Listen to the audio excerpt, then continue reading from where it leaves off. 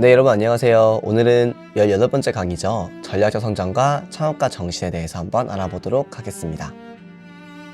먼저 전략의 정의는 크게 기업 내부, 경쟁, 기업 외부라고 하는 세 가지 관점에서 한번 정리해 볼 수 있습니다. 그 중에서도 기업 내부 측면에서는 전략은 핵심 역량 개발과 한정된 자원으로의 효율적 배분이고, 경쟁 관점에서는 경쟁 우위와 차별화입니다. 그리고 마지막으로 기업 외부 관점에서 보면 창업 기업에서는 전략적 민첩성이 중요하다라고 볼 수가 있겠습니다. 이 전략의 큰 그림은 현재 사업 영역에서의 단순한 확장이 아닌 현재 사업이 미래의 새로운 형태의 사업으로 바뀔지 보는 것으로 알 수 있을 것 같은데요. 현재 사업의 기계적인 확장일 경우에는 전략은 현재 관점에서 분석만 하면 누구나 현재 사업의 핵심 성공 요인이 무엇이고 어떤 영역에서 어떻게 경쟁을 치를 수 있는지 알 수 있을 것입니다. 또한 체계적이고 정상화된 계획 수립의 절차가 있어야지만 창업자가 성장과 관리를 할 수 있을 것입니다. 이렇기 때문에 과거와 달리 지금은 불확실한 환경 요인이 너무 많고 증가하는 경쟁 강도에 따라 각 요인들 간의 관계도 복잡하고 그 요인들 또한 빠르게 변화하고 있습니다. 이런 상황에서 창업자는 자신의 경험에 기반한 사고에만 몰입해서는 절대 안 되고요. 지금 창업자에게 제일 중요한 것은 경험과 분석에 기반한 전략적 사고와 그리고 이러한 전략적 사고가 실행으로 이어질 수 있도록 하는 어떠한 방법들일 것 같습니다. 이러한 전략 수립을 검증하고 그리고 또 알아보기 위해서는 핵심 질문들이 현실에서 직시되는 질문들을 많이 던져줘야 하는데요. 이것은 분명 잘못된 질문들을 던지게 되면 혹여나 논쟁이 발생할 수 있는 여지를 만들 수가 있고, 그리고 사임이 아닌 솔루션을 중점을 두어야 하는데요. 즉 한마디로 어떠한 그 문제적 내용보다는 결과에서 나타낼 수 있는 해결 방안이 더 중요하다는 것이고, 질문이 누구와 맞고 틀린지 판가름한 것보다는 무엇을 어떻게 해야 될지를 들려줘야 하는 이런 질문화된 습관들이 이런 전략을 수립을 잘하게끔 만드는 문화를 만들게 됩니다. 이런 전략은 끊임없이 변화하는 환경 속에서 새로운 개념들을 제시해 왔는데요. 과거의 전략은 분석과 계획에 초점을 두지만 지금은 변화와 적응을 통한 새로운 시장의 창출과 혁신에 중점을 두고 있습니다. 또 정형화된 툴에 전략을 대입하기보다는 시장에 대한 지속적인 실험과 전략의 수정을 통해서 급변하는 환경에 대응하고 있습니다. 이런 공격적인 전략을 취하는 경우에는 영위하고 있는 사회 분야의 잠재 시장의 규모가 현재 시장보다 클 때, 그리고 정면 공격, 측면, 우회 공격 이런 식으로 구분이 되고 있고요. 방어적 전략을 취할 때에는 시장이 포화 상태에 이르러 현재 시장에서 더 이상 확장이 어려운 경우에 많이 사용되곤 하고요. 주로 진입장벽 및 선제 공격, 봉쇄 및 막대응 공격, 철수 등 세 가지로 구분이 됩니다. 이처럼 기업의 전략이 공격과 방어 둘 중에 어느 하나에만 선택해야 하는 것은 아니고 양쪽 공격과 방어를 골고루 잘 양분하여서 적시에 맞게 활용하시면 좋겠습니다. 시장이 수시로 변화하고 있는 상황에서는 기업은 공격을 하면서도 동시에 방어를 하는데요. 중요한 건 기업이 보유하고 있는 자원과 역량이 공격과 방어를 잘할 수 있게 뒷받침할 수 있느냐 아니냐 이런 것입니다. 전략을 수립함에 있어서 공격과 방어의 시기, 방법, 내부 자원과 역량 이런 세 가지를 고려할 필요가 있을 것 같은데요. 조직의 레벨에 따라서 구분되는 전사 전략, 그리고 사업 부전략, 기능별 전략 이런 것들은 상위에서부터 하위 레벨까지 영역을 모두 포괄합니다. 각각의 개별적인 전략은 기업의 미션에 맞게 전략적 연계성을 확보하는 것이 중요한데요. 기업 전략이 무엇인지 일단 이해한 후에 사업부 전략이나 기능별 전략들을 파악해 볼 필요가 있습니다. 전략 수립의 첫걸음인 거시환경 분석인 패스트 분석은 정치 요인, 경제 요인, 사회적 요인, 기술적 요인이라고 해서 저번 시간에 한번 배웠던 것 같은데요. 이런 차원에서 자사에 영향을 미치는 요소가 무엇인지 한번 파악해보고, 그리고 해당 요인이 어떠한 기회와 또는 위협을 주는지 또 알아볼 필요성이 있습니다. 이러한 과정 속에서 어떤 자사의 이슈를 파악할 수 있고, 나아가서는 미래 환경 변화에 대비할 수 있는 하나의 사업 전략을 만들어 볼 수 있어요. 산업의 핵심 성공 요인은 해당 산업에 진입함에 있어서 혹은 해당 산업 내에 경쟁하기 위해 갖춰야 할 기본적인 요소들이기도 합니다. 핵심 성공 요인을 기본적으로 갖춰야 하는 경쟁을 할 수 있고 성공 요인의 차별화를 통해서 우위를 확보할 수 있기 때문이죠. 즉, 시장 내의 게임의 룰을 잘 파악해야 한다는 뜻입니다. 전략 집단도 다양한 기준으로 만들 수 있지만 어떻게 만들지는 자사와 유사한 전략 집단 형성과 함께 나아가야 할 전략 방향을 명확하게 파악해야 합니다. 전략 집단 내의 기업들은 자사의 핵심 경쟁자이들이기 때문에 잘못된 전략 집단의 지성은 엉뚱한 경쟁 상황을 만들 수도 있습니다. 이런 기업의 성장성 분석은 신규 사업의 확대 시에도 유용한데요. 기업이 추구하는 사업을 바탕으로 기업의 정의를 할 수 있게 해줄 뿐만 아니라 향후 성장 경로를 어떻게 이끌고 가야 하는지에 대한 힌트를 주기도 하기 때문입니다. 기업의 성장성 분석에는 A와 B 사업이 자사의 이념을 지나 가치 그리고 사업적인 측면에서 어떠한 의미가 있었는지를 도출해내는 것이 매우 중요합니다. 특히 BCG 매트릭스는 시장 분류 및 전략 등에 나오는 방법들인데요. 미국의 보스턴 컨설팅 그룹에 의해서 개발된 이 전략 모양은 시장 성장률과 시장 점유율을 토대로 사업 단위의 위치 및 성과를 평가해서 유지하고 철수할지에 대한 여부를 결정하는 전략적인 판단을 세울 때 매우 유용하게 사용되어집니다. 이 기업의 제품 개발과 시장 전략 수립을 위해서 세로 축에는 기업이 종사하는 각 사업의 성장률, 가로축에는 각 사업의 기업의 시장 점거율을 표시한 도표를 만들어서 4가지 분면으로 구성을 하고 모든 사업 단위는 4가지의 그룹으로 구분을 하게 됩니다.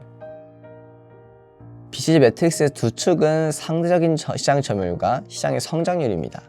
그렇기 때문에 각 셀은 상대적 시장 점유율이 낮지만 시장 성장률이 높은 물음표, 그리고 상대적으로 시장 점유율과 시장 성장률 모두가 높은 스타, 그리고 시장 점유율은 높지만 시장 성장률은 낮은 캐시, 가우, 그리고 시장 점유율과 성장률이 모두 낮은 개로 나눠져 있습니다.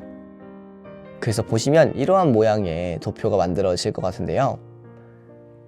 보시는 것처럼 가로와 세로에 시장 성장률 그리고 시장 점유율 이렇게 표시되어 있죠.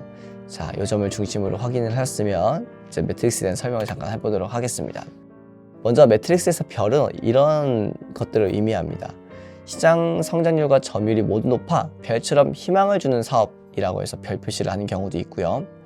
수익률은 높은데 성률이 높기 때문에 시장 점유율을 유지하기 위해 적극적인 투자가 필요하다라고 하는 생각도 있고, 단기적으로 기업에 자금을 공급하지 못하면은 어느 정도 성장하면 수익 주총 사업으로 이행한다 라는 것도 비슷하게 별에 위치한 경우가 많고요.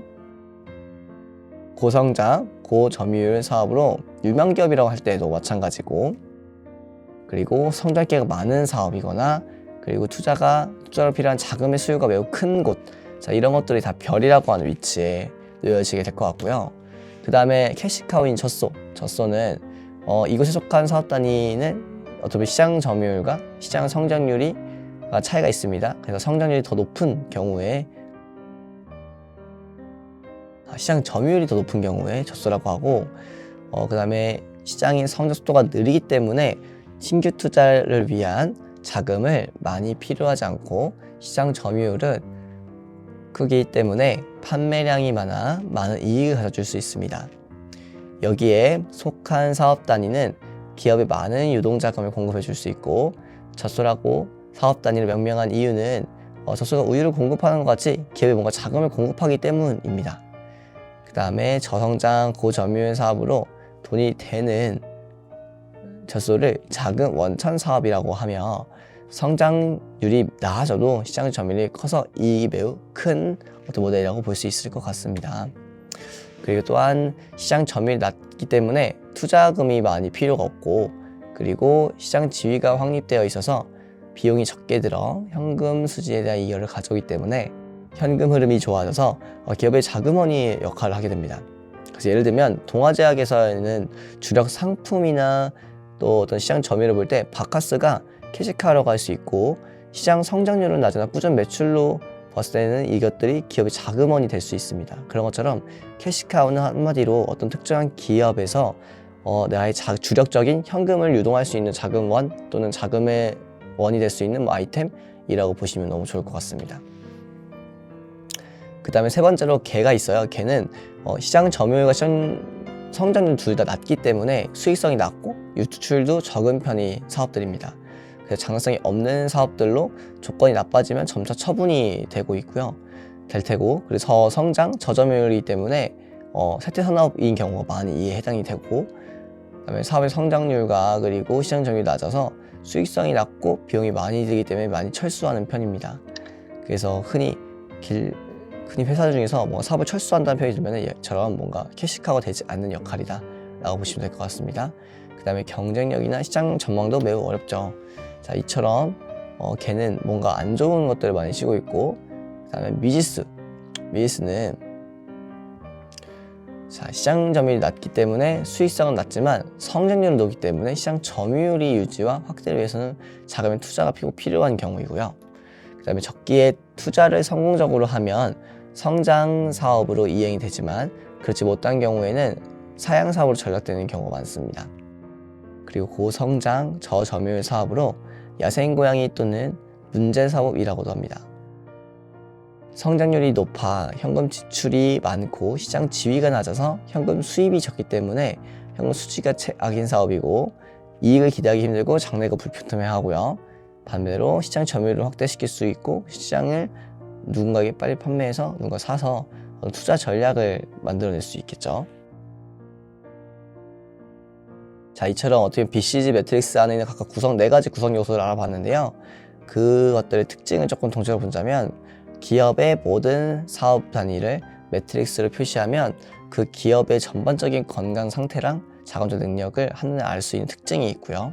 또 예를 들면은 대부분의 사업들이 젖소 캐시카우에 위치하고 있다면 기업의 자금 동원 능력이 상당히 좋은 상태이지만 많은 사업들이 일반적으로 개에 위치한 경우가 많기 때문에 그럴 경우는 자금 유동성인 자금들이 부족하고 기업이 조금 어려운 상태 직면에 있다라고 볼 수 있을 것 같습니다. 그리고 기업의 가장 이상적인 상태는 캐시카우의 큰 사업이 몇 개 쓰여지고 나머지 다수의 사업이 존재하는 경우예요. 즉 한마디로 본인이 감당할 수 있을 만큼의 사업의 양을 가지고 있는 게 중요하다는 거죠. 그 다음 BCG 매트릭스는 기업 경영자에게 각 사업 단위의 자원 분배에 대한 지침을 제공하고, 그리고 존속시킬 수 있는 사업, 처분해야 할 사업, 기업의 목표, 이런 식으로 나누어서 균형표를 만들고 있습니다. 이러한 BCG 매트릭스의 한계점에는 상대적인 시장 점유율과 현금의 흐름 간에 어떤 정해관계가 있다는 주장은 설득력이 매우 약하고요. 그리고 기업의 전략 선택에 있어서 영향을 주는 요인들이 시장 점유율과 시장 성장률 이외에 다른 요인들이 많이 있을 수 있기 때문에 보완이 철저해야 되고, 그 다음에 특정한 전략과 사업의 시장 점유율과 시장 성장률을 측정이 어렵고요. 특정한 사람을 단위로 하는 것은 좀 측정이 어렵습니다. 모든 사업가들이 그다음에 4개 사업으로 분류되기 어렵고, 즉 중간에 위치하는 사업이 있을 수 있다는 겁니다. 즉 꼭 캐시카우, 스타 이런 식으로 나눠지지 않고 중간중간에 껴있을 수 있을 확률도 매우 높다라는 겁니다. 또한 상대적 시장의 점유율이 반드시 경쟁 포지션의 대체 변수가 되는 것은 아니고, 여기에 대한 어떤 예시로서는 저부가 가치 생산 기능을 가진 산업이 기술 혁신, 신상품 도입으로 인한 경험 곡선의 이동, 누적 생산량이나 생산 활용보다는 더 영향이 있는 장기 비용의 변수 등이 있을 수 있습니다. 또한 높은 시장 점유율이 낮은 시장 점유율보다 반드시 성장률이 높아야, 또한 시장 점유율 및 시장 점유율보다 반드시 수익이 한마디로 즉 어느 정도의 변수 등을 있다는 걸 인지하고 있어야지만, 그리고 BC에서는 여러 가지 요소들이 있지만 중간에 있는 위치들이 있고, 이런 것들이 좀 수익성을 갖는 많은 기업들이 성적이 낮은 성시장의 경쟁을 무조건적으로 배제해서 안 된다라고 하는 어떤 사업자들한테 교훈을 들 수 있을 것 같습니다. 그 다음에 차별화를 전제로 하는 니치 플레이어에 비해서도 끊임없이 도전을 받고 있기 때문에 많은 변화가 필요한 부분이라고 볼 수 있을 것 같습니다. 또한 고성장 시에는 시장 점유율을 높이는데 낮은 비용이 들어가는 가정은 인과관계를 입증되지 않고 있으며, 자 그리고 모든 산업 성장과 수익성 사이에 명확한 연관성이 존재하는 것도 아닙니다. 고성장 시장의 조건이라 하더라도 경쟁사의 난립, 산업 개편의 위험, 유통 및 자원의 계약, 그리고 핵심 성공 요인의 변화, 기술 변화, 우월적인 경쟁사의 진입, 실망스러운 어떤 시장 성장이 나타날 때, 그럴 경우에 한 번쯤 이 부문을 한번 읽어봐 주시면 감사하겠습니다.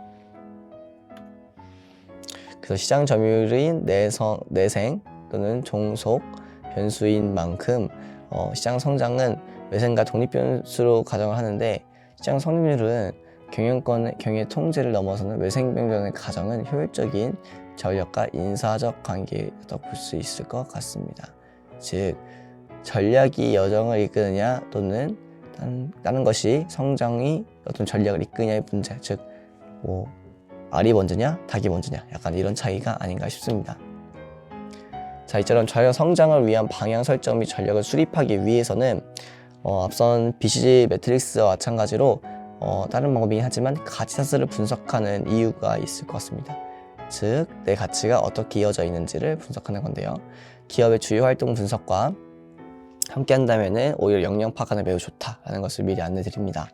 그리고 동일 산업 내에 있는 모든 기업이 동일한 가치수준을 가지고 있지만 기업별 역량 수준이 다르기 때문에 차별화된 역량을 파악하기 위해서 가치사슬 분석 과정은 자사의 가치사슬 작성, 가치사슬별로 주요 활동 파악, 주요 활동에 따른 필요 역량의 도출, 자 이런 것들 등 어떤 핵심 역량과 산업에 필요한 경쟁 우위적 요소에서 확보가 필요한 역량이 무엇인지를 미리 파악을 해놓으면 좋을 것 같습니다. 그 조직 진단을 위해서는 직원의 설문조사뿐만 아니라 팀장 및 부문장의 인터뷰, 워크숍, 직원의 심층 인터뷰 등도 병행되어야 하고, 이를 통해서는 가능한 한 모든 구성원들이 자신의 목소리를 낼 수 있는 기회를 부여해야 합니다. 조직 진단의 핵심은 조직 구성의 실질적인 위계는 어떤 식으로 이끌어냈는지이고, 그렇기 때문에 조직의 불문율에 대한 이야기가 되지 않나 싶습니다. 또한 벤치마킹으로는 국내에서는 여전히 중요한 경영 도구 중 하나인데요.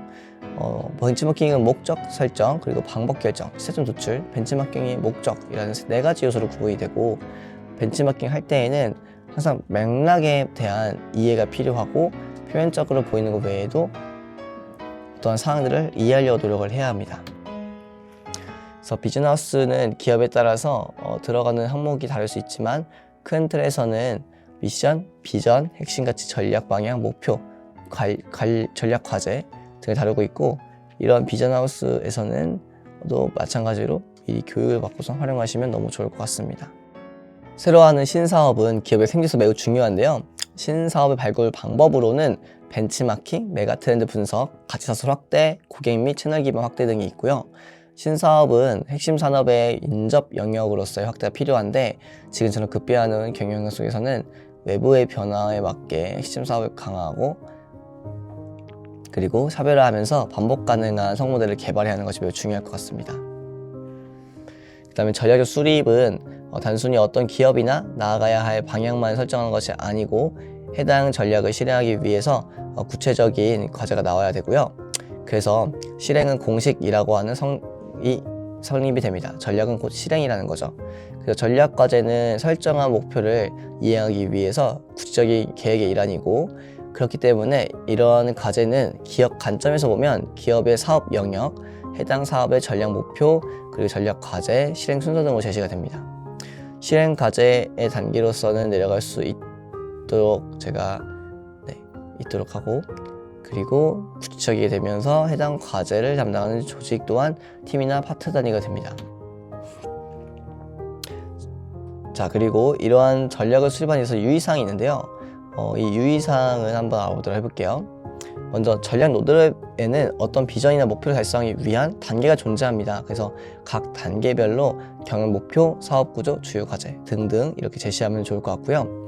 그다음에 전략이라고 하는 용어에 대해서 어렵게 생각하는 경향이 있어요. 근데 이런 것보단 로드맵이라고 하는 단어에 초점을 맞춘다면 전략 로드맵을 더 쉽게 만들 수 있을 것 같습니다. 또한 실행은 전략의 후순위가 아니라 전략과 동등하게 고려되어야 합니다. 전략은 곧 실행이라고 아까 말씀드렸다시피 하나의 체계를 가지고 있는데 문서만으로 이야기하지 않고 실행하는 조직은 올바른 전략 수립의 문제가 아니라 어쩌면 해당 조직의 잘못된 문화가 문제일 수도 있겠습니다. 즉 전략이 잘 실행되지 않는 거는 조직 전략의 문제보다는 조직 자체가 문제일 확률이 높다는 거죠.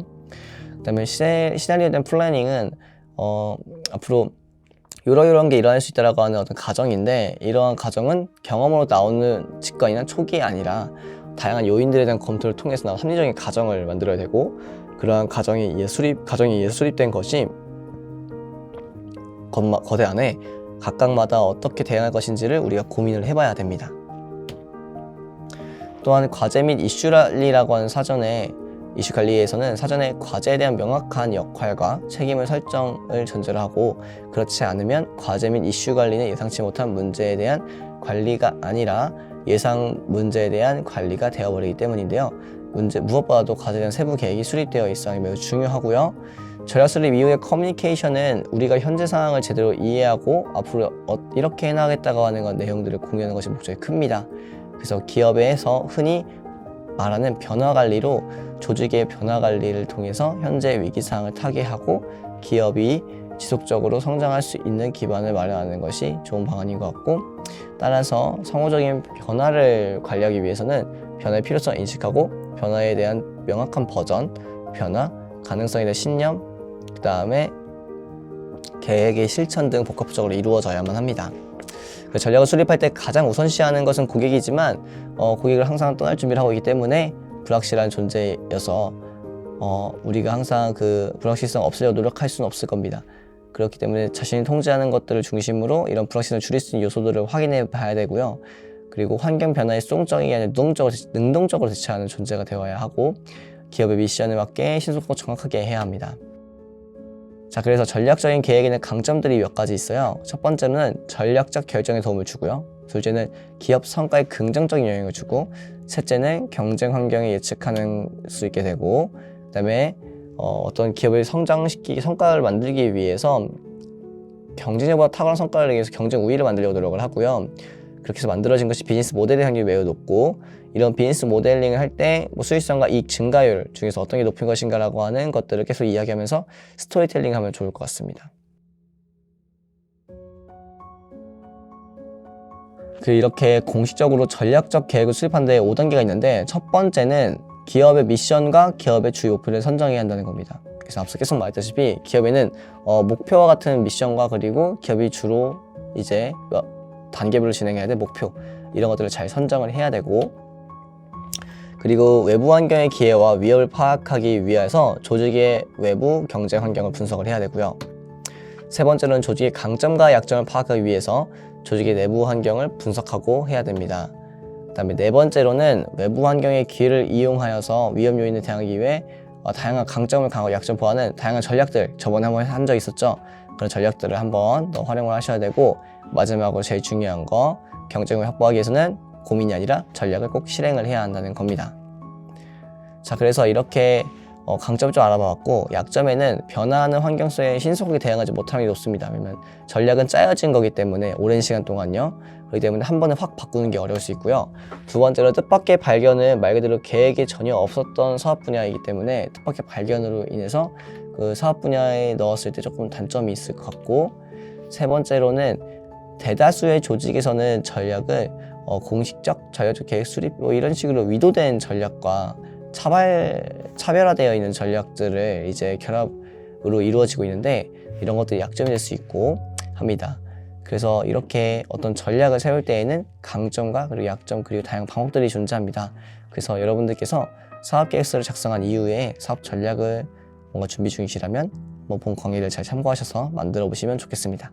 그럼 오늘 강의는 여기서 마치도록 하겠습니다. 감사합니다.